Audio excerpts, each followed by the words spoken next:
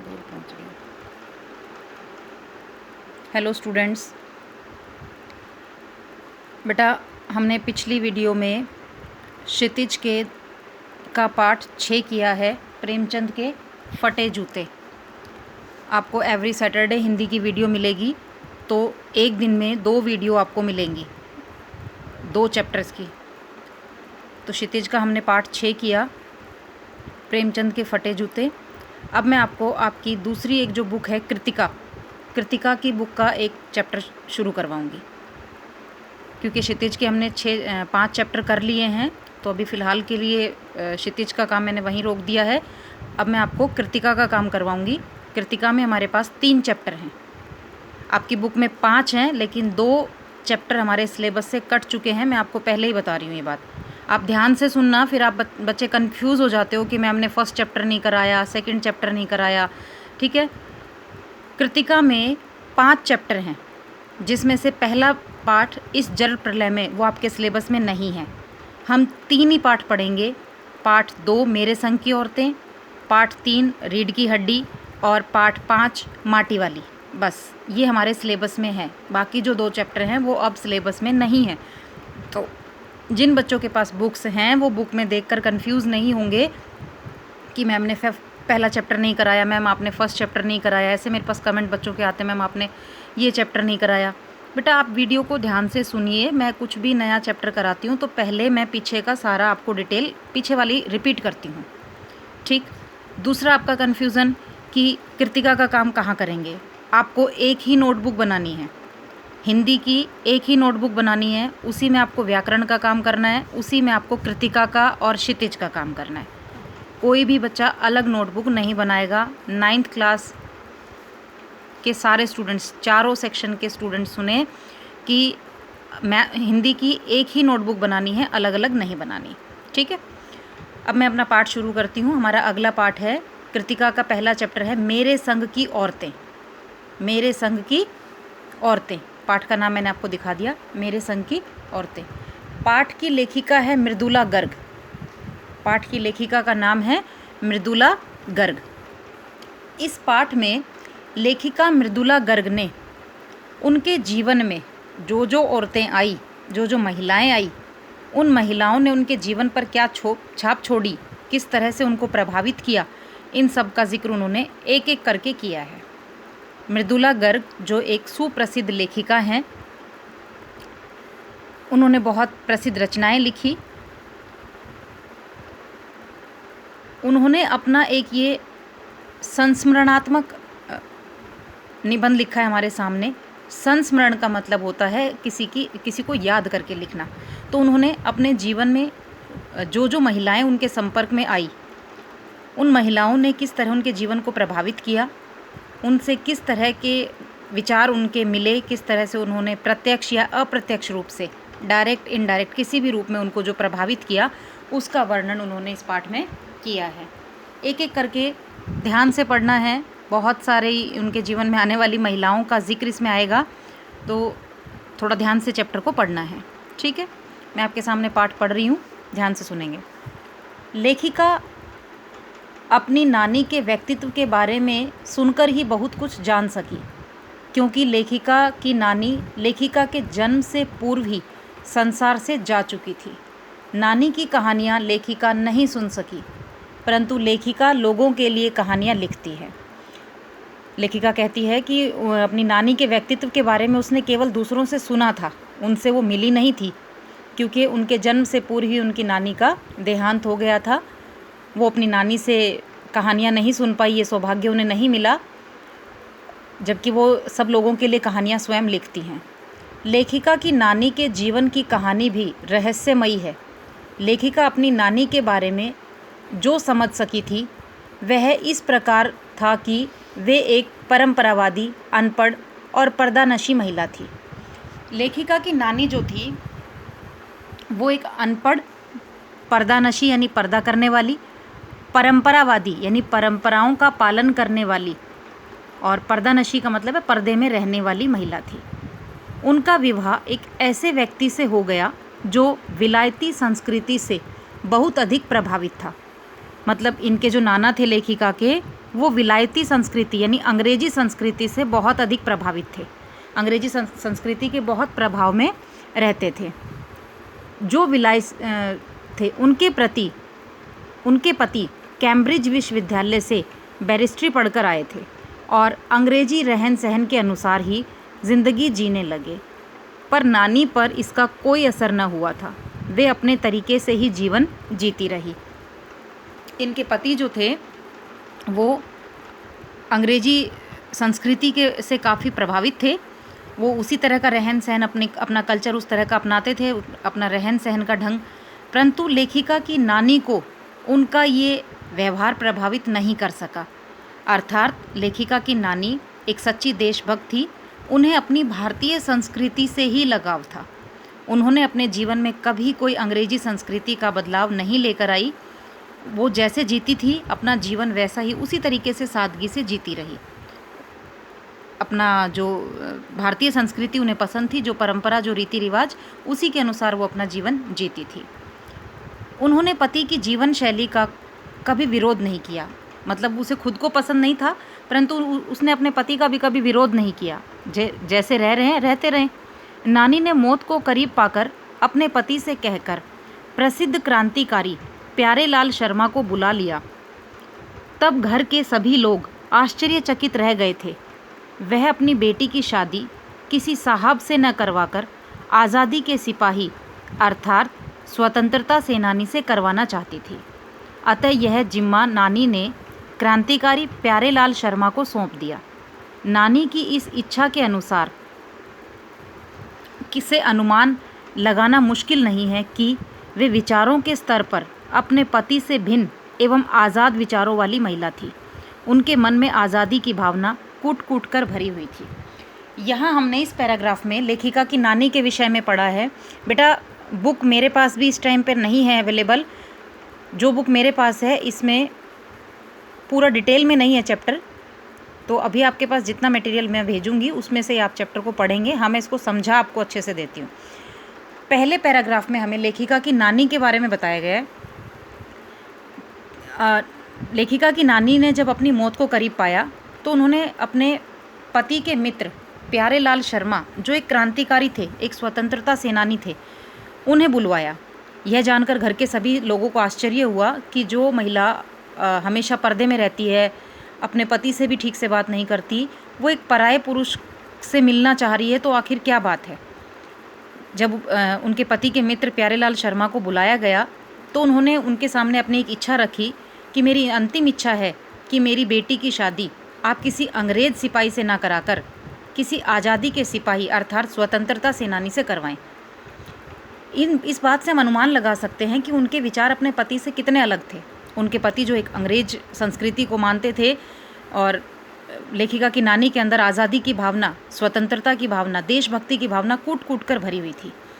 तो उन्होंने अपनी इच्छा जाहिर की कि वो एक देशभक्त से, भारतीय से अपनी बेटी की शादी कराना चाहती हैं, ना कि किसी अंग्रेज़ अधिकारी से। तो इस बात में लेखिका की नानी ने लेखिका को किस तरह प्रभावित किया। प्रश्न बन जाता है कि लेखिका ने अपनी नानी को कभी नहीं देखा, फिर भी वो उनके व्यक्तित्व से प्रभावित थी, क्यों? तो लेखिका ने अपनी नानी को नहीं देखा, केवल उनके बारे में सुना था, फिर भी उनके व्यक्तित्व से प्रभावित थी, क्योंकि लोगों से उनकी विशेषताएं उन्होंने सुनी थी कि उनके अंदर आज़ादी का किस तरह का जुनून था। उनकी देशभक्ति की भावना को देखकर, अपनी भारतीय संस्कृति के प्रति लगाव को देखकर, ऐसी ही विचारों को देखकर लेखिका अपनी नानी के व्यक्तित्व से प्रभावित थी। लेखिका की नानी ने आज़ादी की लड़ाई में प्रत्यक्ष रूप से भाग नहीं लिया, परंतु अप्रत्यक्ष रूप से अपनी भागीदारी दिखाई है। ये भी प्रश्न है हमारा आगे कि नानी की आज़ादी के आंदोलन में किस प्रकार की भागीदारी रही। तो उनकी प्रत्यक्ष रूप से कोई भागीदारी नहीं हुई इसमें, लेकिन अप्रत्यक्ष रूप से उन्होंने अपनी भागीदारी दी अपनी बेटी की शादी एक स्वतंत्रता सेनानी से करवाकर।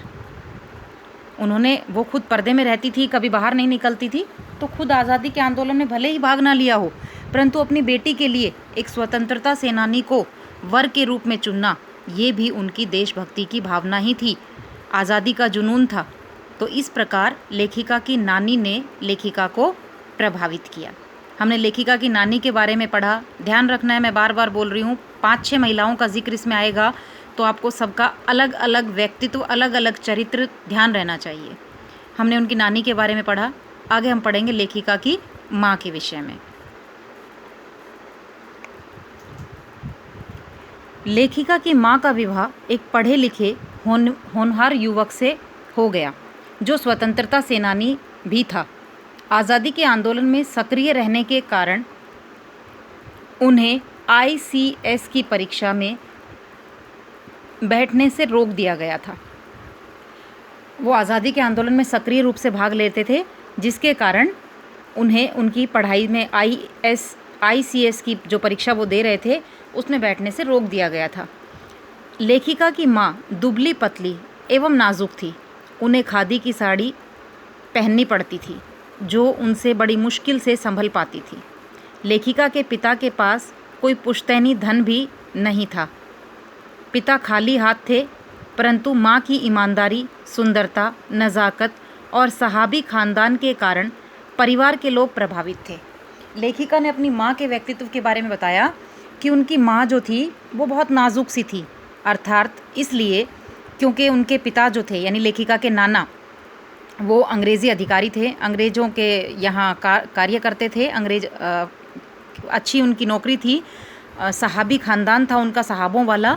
तो वहाँ लेखिका को नौकर चाकर घर में सब मिले हुए थे, तो जिसके कारण उन्होंने अपने घर पर कभी काम नहीं किया था। और वो बड़ी नाजुक सी, बड़ी लाडों से पाली हुई, अपने घर में बड़ी लाड प्यार से पली थी। लेखिका के पिता जो एक स्वतंत्रता सेनानी थे, तो उनकी आर्थिक स्थिति इतनी अच्छी नहीं थी कि वो घर में नौकर चाकर रख सकें। मतलब उनके पिता के पास इतना पैसा नहीं था, आर्थिक स्थिति उनकी माँ से थोड़ी कमज़ोर थी। लेकिन उनकी माँ की जो ईमानदारी थी, जो सुंदरता थी, जो नज़ाकत थी, उसको देखकर घर के सभी लोग उनसे प्रभावित थे। लेखिका की माँ से कामकाज तो नहीं होता था, वो नाजुक सी थी, खादी की साड़ी पहनना भी उन्हें बहुत भारी काम लगता था। लेकिन उनकी कुछ अच्छाइयाँ, उनकी ईमानदारी, उनकी सुंदरता, उनकी नज़ाकत और कुछ उनके ख़ानदानी सहाबीपन के कारण घर के परिवार के सभी लोग जो थे वो उनसे प्रभावित थे। वे निष्पक्ष तथा गैर दुनियादार भी थी। मतलब वो निष्पक्ष थी, किसी से कोई पक्षपात नहीं करती थी, और गैर दुनियादार यानी कि दुनिया से ज़्यादा, मतलब समाज से वो ज़्यादा सरोकार नहीं रखती थी। इसलिए कोई उनसे घर के सामान्य कामकाज की उम्मीद भी नहीं करता था। उनकी केवल सलाह भर ली जाती थी। लेखिका ने अपनी माँ को भारतीय माँ जैसा नहीं पाया। वे बच्चों के खान पान में भी अधिक रुचि नहीं लेती थी। मतलब घर के लोग उनसे कामकाज नहीं कराते थे, सामान्य सा काम भी कोई उनको करने के लिए नहीं कहता था, क्योंकि सबको पता था कि उनकी माँ के बस की काम नहीं है। वो बड़ी नाजुक सी हैं, उन्होंने कभी काम किया भी नहीं है, उन्हें आदत भी नहीं है, तो इसीलिए घर के लोग उन्हें काम भी करने के लिए नहीं कहते थे। किंतु उनसे हर कार्य में सलाह ज़रूर ली जाती थी। ऐसा नहीं कि उन्हें बिल्कुल नेगलेक्ट कर दिया जाता था या उन्हें बिल्कुल नकार दिया जाता था घर में। केवल कामकाज के मामले में ही सभी को उनकी कमज़ोरी पता थी, इसलिए कोई उन्हें कुछ कहता भी नहीं था और किसी को कोई परेशानी भी नहीं थी, परंतु उनसे हर काम की सलाह ज़रूर ली जाती थी। लेखिका ने अपनी माँ को भारतीय माँ जैसा नहीं पाया। मतलब कहती हैं कि जैसे हर भारतीय माँ अपने बच्चों की देखभाल करती है, उन्हें अच्छा खाना बनाकर खिलाती है, उन्हें कहानियाँ सुनाती है, तो हमने अपनी माँ को कभी भी इस तरह का नहीं पाया। उन्हें किताबें पढ़ने और संगीत सुनने का बहुत शौक़ था। उनके व्यक्तित्व में 2 ऐसी विशेषताएं थीं जिनके कारण उनका अन्य लोगों पर अत्यधिक प्रभाव था। पहला, कभी झूठ न बोलना, और दूसरा, एक की गोपनीय बात को दूसरे पर प्रकट न करना। तो लेखिका की माँ की विशेषताएं थी जिन्होंने लोगों को प्रभावित किया था। क्या? एक तो वो कभी भी झूठ नहीं बोलती थी, और एक की गोपनीय बात को यानी कि किसी एक की छुपाने वाली बात को कभी किसी दूसरे को नहीं बताती थी। घर के कामों में अरुचि और अपनी बीमारी के कारण उनका अधिकांश समय पढ़ने, संगीत सुनने और साहित्य चर्चा में ही बीतता था। सहाबी खानदान से होने के कारण भी लोगों को उन पर श्रद्धा थी। घर में आदर सम्मान प्राप्त था। वे अपने बच्चों के साथ दोस्त की तरह रहा करती थी। मातृत्व की कमी पिता पूरी कर दिया करते थे। लेखिका ने इसमें अपनी माँ के व्यक्तित्व के बारे में बताया। अगर आपके पास प्रश्न आता है कि लेखिका के माँ के व्यक्तित्व के बारे में भी लिखिए, तो लेखिका की माँ सुंदर, ईमानदार और बड़ी नाजुक सी थी। हमेशा वो थोड़ा बीमार रहती थी, शारीरिक कमज़ोरी के कारण उनसे घर का ज़्यादा कामकाज नहीं होता था। वो संगीत सुनने, किताबें पढ़ने की शौकीन थी। वो कभी भी कभी झूठ नहीं बोलती थी, कभी किसी की एक की छुपाने वाली गोपनीय बात को किसी दूसरे को नहीं बताती थी। किंतु फिर भी घर के सभी लोग उनका बहुत सम्मान करते थे, क्योंकि उनकी कमज़ोरी सबको पता थी। वो अपने बच्चों के साथ अपने दोस्त की तरह रहती थी, और जो एक माँ की कमी होती है उसको कौन पूरा कर दिया करते? उनके पिताजी। तो यहाँ लेखिका ने अपनी माँ के बारे में बताया कि वो अपने माँ के व्यक्तित्व से किस प्रकार प्रभावित थी। अगर प्रश्न बनता है कि लेखिका अपनी माँ के व्यक्तित्व से किस प्रकार प्रभावित थी, तो लेखिका अपनी माँ के व्यक्तित्व से ज़्यादा प्रभावित तो नहीं हुई, किंतु उनकी माँ की सादगी, ईमानदारी, कभी झूठ ना बोलना, एक की बात दूसरे को ना बताना, इस तरह की अच्छाइयों ने उन्हें प्रभावित किया था। ठीक है, अब हम पढ़ेंगे लेखिका की परदादी के विषय में। हमने लेखिका की नानी के बारे में पढ़ा, उनकी माँ के विषय में पढ़ा, अब हम लेखिका की परदादी के विषय में पढ़ेंगे। लेखिका की परदादी को भी संसार में लीक से हटकर चलने का शौक़ था। लीक से हटकर चलने का क्या मतलब होता है? लीक का मतलब है लाइन, और लाइन से हटकर चलना मतलब कि अगर एक रिवाज बन गया, एक नियम बन गया कि भाई हाँ यही काम ऐसे ही चलता रहना है, तो लेखिका की जो परदादी थी वो उससे हटकर चलती थी। यानी कि अगर कोई ऐसा नियम बना हुआ है जो उन्हें पसंद नहीं है, तो वो उस नियम से हटकर चलती थी, अपना नया नियम बना लेती थी।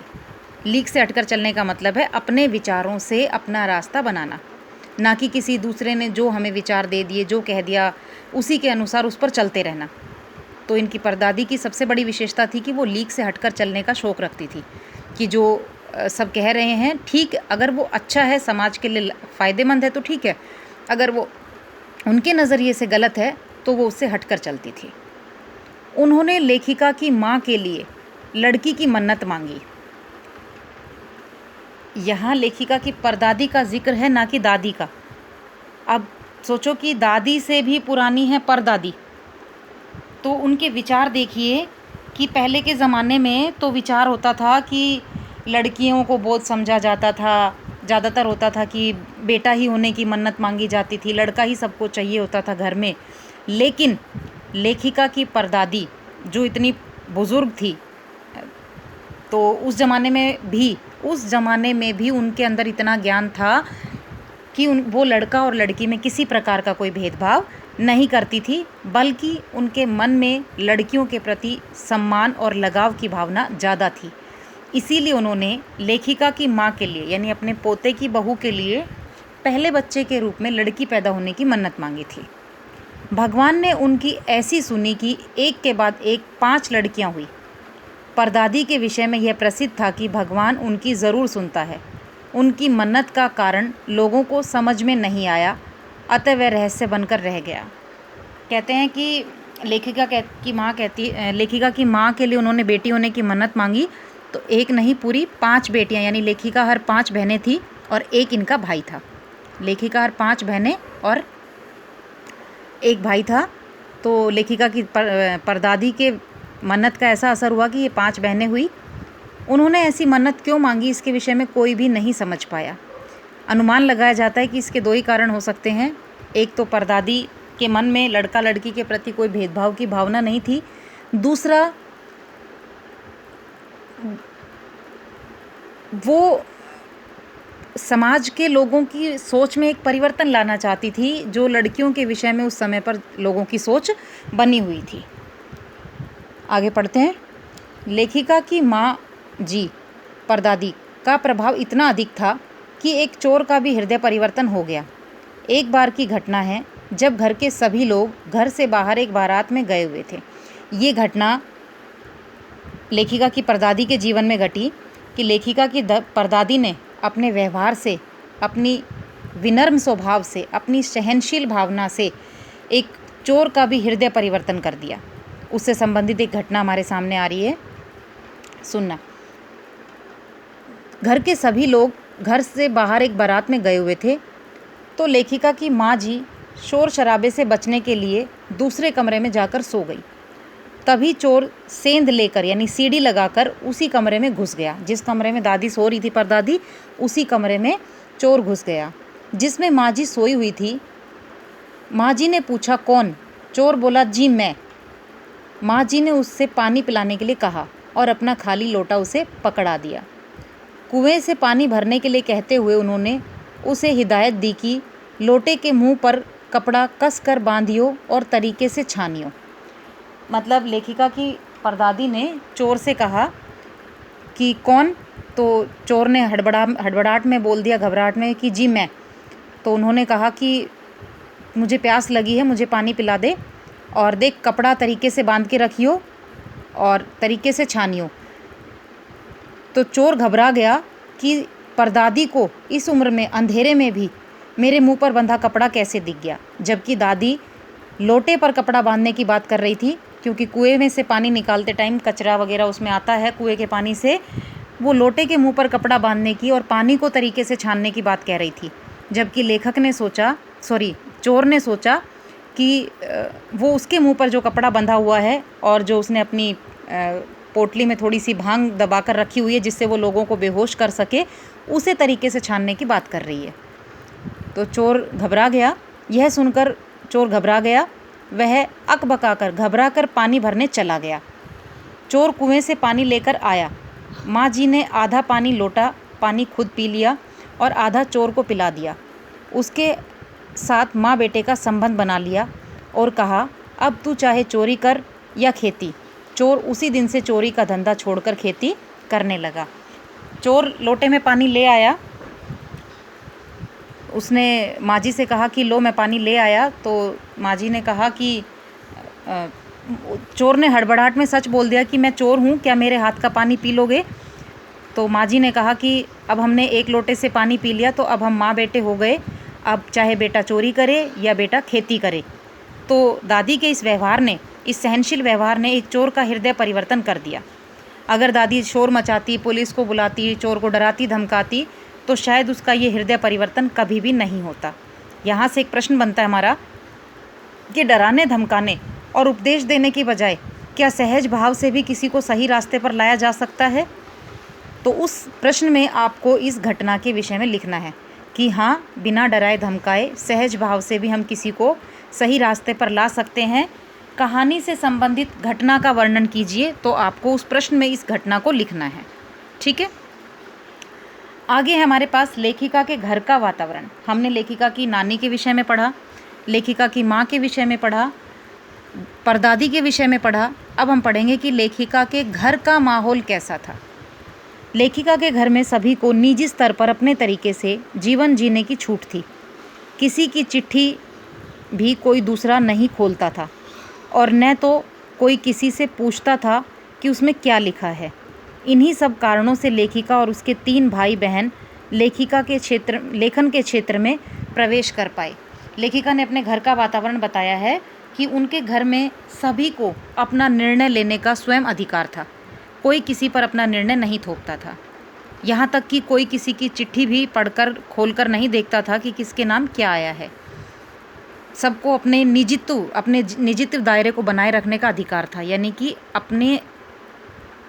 अपने जीवन का निर्णय स्वयं लेने का सबको अधिकार था। यही कारण था कि जिसके कारण लेखिका के 3 भाई बहन जो थे वो लेखन कार्य में प्रवेश कर पाए थे। भारत की आज़ादी से जुड़ी लेखिका की यादें। अब हम लेखिका के जीवन में कुछ जो आज़ादी के लड़ाई में उसके जीवन में कुछ घटनाएं घटी उनको पढ़ते हैं। वर्ष 1947 में जब भारत आज़ाद हुआ तब लेखिका को टाइफाइड हो गया था। आज़ादी के जश्न में वह शामिल न हो सकी। काफ़ी रोई धोई। तब लेखिका के पिताजी ने 9 वर्ष की बालिका को ब्रदर्स कारामजोव नामक उपन्यास पढ़ने के लिए पकड़ा दिया। उस उपन्यास में बच्चों पर होने वाले अत्याचारों की गाथाएं थी। लेखिका को एक अध्याय तो पहली बार में ही याद हो गया। लेखिका के मन पर इतना अधिक प्रभाव पड़ा कि उसके लेखन के एक महत्वपूर्ण अंश में यह प्रभाव दिखाई पड़ा है, जैसे जादू का कालीन, मेरा नाटक नहीं, 3 किलो की छोरी आदि। कठ गुलाब जैसे उपन्यास के कई अंशों में भी इसका प्रभाव दिखाई पड़ता है। ये लेखिका की कुछ रचनाओं के नाम आए हमारे सामने कि लेखिका ने के पिता ने जो उन्हें पहला उपन्यास पढ़ने को दिया, उसने इनके जीवन पर ऐसा प्रभाव डाला जिससे कि ये लेखन कार्य से जुड़ सकी। लेखन कार्य से इनका लगाव जो था उस उपन्यास को पढ़कर ही हुआ। यहाँ से पता चलता है कि लेखिका लेखन कार्य की तरफ कैसे प्रभावित हुई और जिसके इनकी जो उपन्यास इन्होंने पढ़ा उस उपन्यास का प्रभाव इनकी कहानियों, इनके उपन्यास पर भी साफ दिखाई देता है। अब आगे हम पढ़ेंगे लेखिका और उसके भाई बहनों का व्यक्तित्व। लेखिका का व्यक्तित्व कैसा था, उसके भाई बहनों का व्यक्तित्व कैसा था। परदादी ने जिसके लिए मन्नत मांगी थी वह लेखिका की बड़ी बहन मंजुला भगत थी। परदादी ने जो मन्नत मांगी थी और जो लड़की हुई थी वो लेखिका मृदुला गर्ग नहीं बल्कि उनकी बड़ी बहन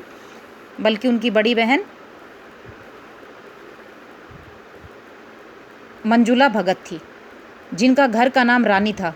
लेखिका 4 बहनें थी और एक भाई था राजीव। लेखिका 4 बहनें और एक भाई था राजीव। चारों बहनों में लड़की होने की कोई हीन भावना नहीं थी। चारों बहनों ने लीक पर चलने से इनकार कर दिया। यानी लीक का मतलब मैंने आपको समझाया था कि जो पुरानी घिसी पिटी मान्यता आ रही है चली हुई, उस पर चलने से इनकार कर दिया। दूसरे नंबर पर लेखिका थी, जिसका घर का नाम उमा था। लेखिका से छोटी बहन का घर का नाम गौरी और बाहर का नाम चित्रा था। उससे छोटी रेणु यानी अचला थी। लेखिका का भाई हिंदी में और अचला अंग्रेजी में लेखन के क्षेत्र से जुड़ गए। लेखिका की सबसे छोटी बहन रेणु का स्वभाव विचित्र था। वह स्कूल से वापसी में गाड़ी में बैठने से इनकार कर देती थी। वह विशेष प्रकार की दबंग और स्वायत्त थी। वह अपने अनुसार जीवन जीना जानती थी। उनका सोचना था कि थोड़ा सा रास्ता गाड़ी में बैठकर तय करना सामंतशाही मानसिकता का प्रतीक है। सामंतशाही मतलब अपनी नवाबी, अपनी रईसी दिखाने का प्रतीक है। इसी तरह वह बीए की परीक्षा न देने की जिद पर अड़ गई। पूछती कि पहले मुझे बताओ कि परीक्षा देने का क्या फ़ायदा। सभी ने अपने अपने तरीके से खूब समझाया, किंतु वह न मानी। अंत में पिताजी ने आदेश और इच्छा को मानने के लिए उसे बाध्य होना पड़ा। जैसे तैसे करके उसने बीए पास किया। सच बोलने में वह माँ से भी आगे थी। एक बार बचपन में जनरल थीमिया को पत्र लिखकर उनका फ़ोटो मंगवा लिया। तीसरी बहन चित्रा भी दबंग किस्म की थी। स्वयं पढ़ने में कम और औरों को पढ़ाने में अधिक रुचि लेती थी, इसलिए उसके अपने अंक अन्य शिष्यों से कम आते थे। इस पैराग्राफ में लेखिका ने अपने सभी बहन भाइयों का जिक्र किया है, अपने बहन भाइयों के व्यक्तित्व का, कि इनकी 3 बहनें लेखन कार्य से जुड़ी। एक बहन जो थी वो अलग हटकर चली, उसका लेखन कार्य में कोई रुचि नहीं थी, बल्कि वो बीए तक पढ़ना भी नहीं चाहती थी। वो बहुत अलग स्वभाव की थी। और जो छोटी बहन रेणु थी उसका भी बड़ा अलग सा स्वभाव था। वो बड़ी स्वाभिमानी थी, किसी का एहसान नहीं लेना चाहती थी, इसलिए थोड़ी सी दूर भी वो गाड़ी में जाने से इनकार कर दिया करती थी। इसमें उन्होंने अपनी बहनों और भाइयों का जिक्र किया है। उनके भाई भी लेखन कार्य से जुड़े, उनकी 2 बहनें भी और लेखिका भी, और 2 लेखन कार्य से नहीं जुड़ी। तो उनकी बहनों के बारे में ज़्यादा डिटेल में हमें नहीं पढ़ना है, हमें सिर्फ उनकी नानी, परदादी और माँ, इनके विषय में ज़्यादा डिटेल में पढ़ना था। ठीक है बेटा, आपको आधा चैप्टर पढ़ा दिया है मैंने। आधा जो चैप्टर रह गया वो मैं इसी वीडियो के पार्ट 2 में पढ़ाऊँगी। ये वीडियो आपके पास 2 पार्ट्स में आएगी। इस वीडियो के सेकंड पार्ट में, पार्ट 2 में ये आधा चैप्टर और इसके प्रश्नोत्तर करवाऊँगी मैं आपको। ठीक है।